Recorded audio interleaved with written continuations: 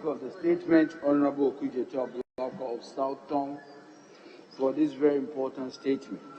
To commemorate to mark the African Union Day.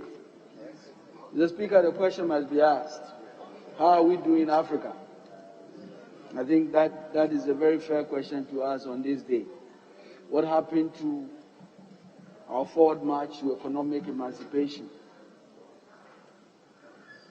What is the state of Africa? The maker of the statement, Mr. Speaker, described the state of Africa in a paragraph, and I quote, "We must all agree and be quick in our boots that any with these characteristics, over 60% of the population under 25 years, massive unemployment, fewer opportunities, plentiful theaters of conflict, proliferation of small arms, and perception that leadership is disconnected, presents a veritable explosive cocktail."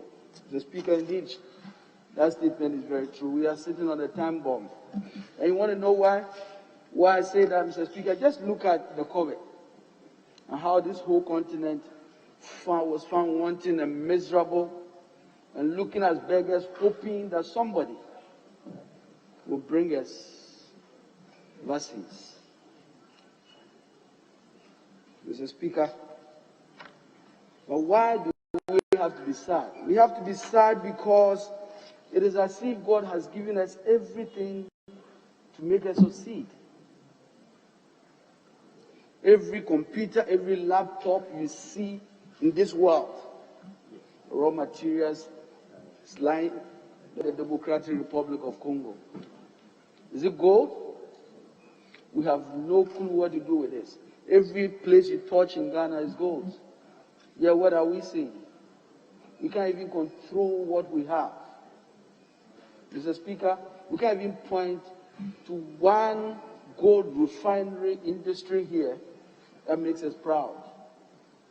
We have to go to Switzerland to find the most refined diamond and gold. Mr. Speaker, I just visited Hershey's Park. Hershey's is the biggest buyer of Ghana and Cote d'Ivoire's cocoa. You go there and you look at what they've done.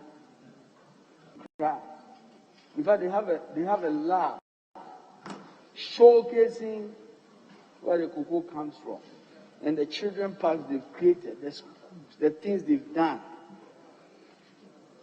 Kwame Nkrumah, Amilcar Cabral, and others must be crying in their grave. Mr. Speaker, but there's something that we have not realized. We refuse to learn our history and what has brought us into where we are. Mr. Speaker, Africa is at war. What was Kwame Nkrumah's crime?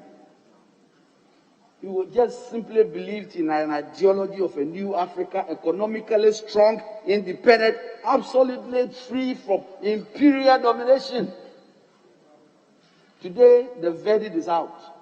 The reason he was overthrown with betrayers from his own country is because the CIA, working with the British, met, plotted, and said this man was so forceful in bringing Africa together and make it economically too strong and give the youth of Africa hope. He has to be removed. We should think about it. And I'm not saying it, just read the classified documents of the CIA. Mr. Speaker, every Africa leader that has emerged, that is focusing on empowering Africa and making us economically strong, is cut off, removed. And they are so determined to make sure that we swallow their institutions of domination. The World Bank, the IMF, we know it. And that's all we are. That's where every day. Mr. Speaker, we can't even add value to anything that we have comparative advantage. Can't add value to anything. And we all know it. If you do not add value to the things that you have comparative advantage and create jobs in your country, you will be poor for life. On a day like this, Mr. Speaker, it's a day of reflection. And the maker of the statement made a very important point. We are still in the continent where until you turn 60 and 70, you cannot have a brain of your own to lead. So, Speaker, it is time we begin really to think about where we are. He talked about the African continental free trade. Isn't that what Kwame Nkrumah was fighting for? An Africa that will add value to its own resources. An Africa that will trade among itself. 2019 report, $470 billion of trade. Africa could only boast of 40 billion of it. All the rest was outside Africa. Everything we buy outside Africa. Mr. Speaker, we have to be very sad. But we cannot be sad and just fold our arms in defeat. The young people of this African continent must wake up and believe that the 21st century is ours. That we can just work together with diligence and hard work. And you do not have to do it on a continental level. We must simply brighten the corner everywhere we are and give our people some hope. This is the only way that the Africa we all dream of will come true. Mr. Speaker, on a day like this, we must talk about our own country, Ghana, in the context of Africa. We are celebrating the headquarters of the African Continental Free Trade. But what is our preparation? Exactly what are we doing to make sure we can compete in an Africa where it is open? Are we able to compete with Morocco when it comes to the textile industry? Are we able to compete with Nigeria and others? How ready are we? On a daily basis, we are fighting with Nigerians who are trading and selling keeper. How are we ready? Mr. Speaker, it is time for very serious leadership.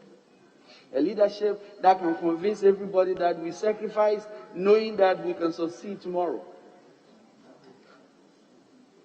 Osagyefo Dr. Kwame Nkrumah leaves. He says that as for him, he is dead and gone. But the foundation he is laid, the truth he spoke, stays forever.